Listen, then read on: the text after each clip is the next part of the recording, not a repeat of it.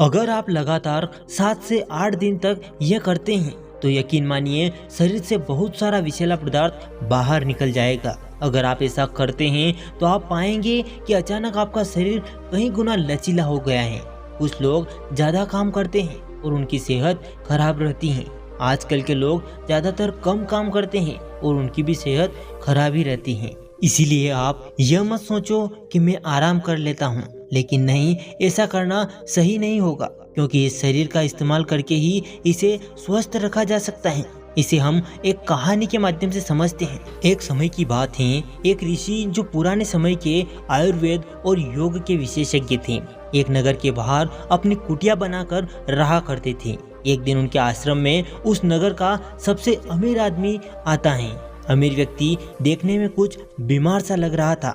उसने आते ही उन ऋषि को प्रणाम किया और एक धीमी सी दर्द भरी आवाज में कहना शुरू किया, मुनिवर, मैं इस नगर का सबसे अमीर व्यापारी हूँ। मेरे पास धन दौलत की कोई कमी नहीं है, लेकिन मैं अपने शरीर से खुश नहीं हूँ।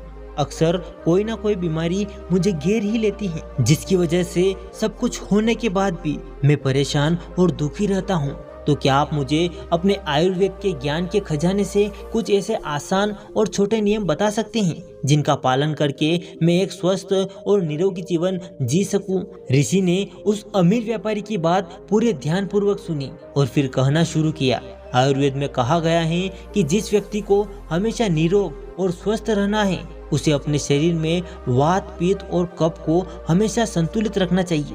त्रिदोष आधारित शरीर है हमारा। कोई सी भी बीमारी केवल इन 3 दोषों की वजह से ही होती है, वात दोष, कफ दोष और पित्त दोष। जब वात बहुत ही बिगड़ जाता है तो 80 से ज्यादा बीमारियां आती हैं। जब शरीर का पित्त बिगड़ जाता है तो 46 से ज्यादा बीमारियां होने की संभावना बढ़ जाती है, और जब कफ बिगड़ जाता है तो 28 से ज्यादा बीमारियां होती हैं। लेकिन अगर शरीर में वात, पित्त और कफ तीनों बिगड़ जाए तो शरीर में 148 प्रकार से ज्यादा बीमारियां हो जाती हैं। सर्दी, खांसी, जुकाम और दस्त से लेकर बड़ी से बड़ी बीमारियां भी केवल वात, पित्त और कफ के बिगड़ने से ही होती हैं। इतना कहकर ऋषि थोड़ी देर के लिए मौन रहे और फिर कहना शुरू किया, भारतवर्ष के सबसे महान आयुर्वेदिक चिकित्सकों में से एक महर्षि वाग्भट ने अपनी दोनों पुस्तकों अष्टांग हृदय और अष्टांग संग्रह में शरीर की कार्यप्रणाली को समझाने और इसे स्वस्थ बनाए रखने के लिए 700 नियम बताए हैं, जिनमें से 3 नियम जो कि शरीर को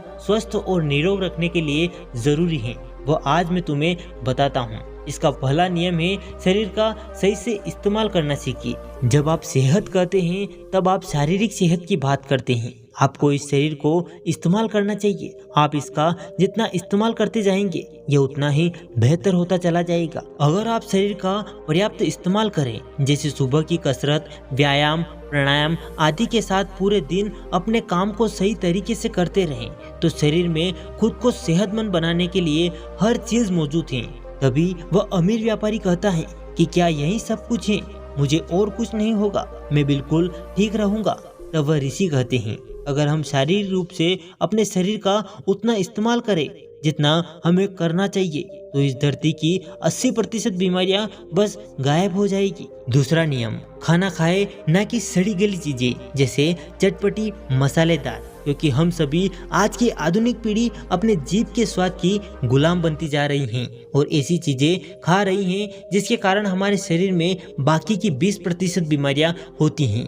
आजकल हम खाना पेट भरने के लिए खाते हैं, लेकिन सही मायने में खाना उसे कहते हैं जो हमारे शरीर को भरण पोषण दे, हमारे शरीर को ऊर्जा दे। इसीलिए हमें खाने में फलों एवं हरी सब्जियों के साथ शुद्ध घर का पका भोजन करना चाहिए। तीसरा और अंतिम नियम, अब ऋषि आगे कहते हैं कि हमें प्रतिदिन गुनगुने पानी में 1 चम्मच शहद जरूर लेना चाहिए, क्योंकि शहद इस धरती पर पाया जाने वाला एकमात्र ऐसा पदार्थ है जिसकी रासायनिक संरचना लगभग इंसान के खून की संरचना की तरह ही है। अगर आप इसमें कुछ चीजें बदल दें तो यह लगभग खून जैसा है।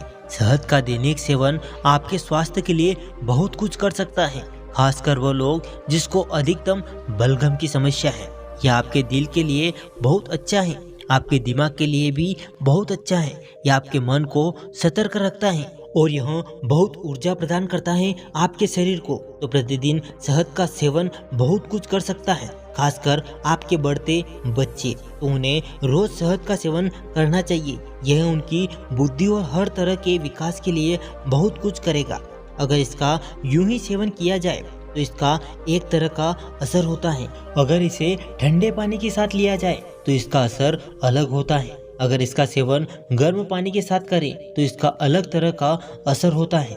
तभी वह अमीर व्यापारी कहता है कि गुरुवर हमें इसे किस तरीके से लेना चाहिए जिससे ज्यादा फायदा हो सके। तभी वह ऋषि कहते हैं यहाँ हम इसका सेवन गर्म पानी के साथ करना चाहते हैं क्योंकि हम चाहते हैं कि हमारा पूरा शरीर खुल जाए। अगर आप सिर्फ सेहत बनाना चाहते हैं, जैसे अगर कोई एनीमिक महसूस कर रहा है, यहाँ एनीमिया का मतलब है एक स्तर पर सिर पर खून में लोहा कम हो गया है, मतलब आपकी ताकत कम हो गई है, आपके शरीर की मजबूती कम हो गई है, आप थकावट महसूस करेंगे बिना किसी कारण के थकावट, क्योंकि जब जरूरी लोहा नहीं होता है तब शरीर के हिस्सों तक ऑक्सीजन ले जाने की आपकी क्षमता कम होती है। इसका मतलब है कि आपका शरीर, आपका दिल, आपका मस्तिष्क सब कुछ कम स्तर पर काम करेंगे क्योंकि आपके पास पर्याप्त ऑक्सीजन नहीं है। तो इसे ठीक करने के लिए एक आसान चीज है कि आप रोजाना गर्म पानी में थोड़ा सा शहद मिलाकर पिएं और आप देखेंगे कि धीरे धीरे आपकी आरबीसी की मात्रा बढ़ जाएगी। अगर खून में ऑक्सीजन ज्यादा है तो अचानक आपको ऊर्जा का विस्फोट महसूस होगा, अचानक सब कुछ सक्रिय है, शरीर की पुनर्जीवन प्रणाली बेहतर है, मृत कोशिकाएं जल्दी जल्दी बदल रही हैं, शरीर में आप जो आलस्य महसूस करते थे वह काफी कम मात्रा में हो गया है, मन में जो आप आलस्य महसूस करते थे वह काफी कम है। तो शहद का सेवन रक्त संचार प्रणाली में एक तरह का संतुलन लाएगा। इतना कहकर वह ऋषि मौन हो गए और उस व्यापारी को भी अपनी सारी समस्या का समाधान मिल गया था। उसने ऋषि को प्रणाम किया और वहां से चला गया। उम्मीद है आपको आज का यह स्वास्थ्य संबंधित वीडियो पसंद आया होगा। अगर आपको यह वीडियो थोड़ा भी हेल्पफुल लगा हो तो वीडियो को लाइक और चैनल को सब्सक्राइब करना ना भूलें। मिलते हैं ऐसे ही किसी नेक्स्ट वीडियो में, तब तक अपना और अपने परिवार का ख्याल रखिएगा। धन्यवाद।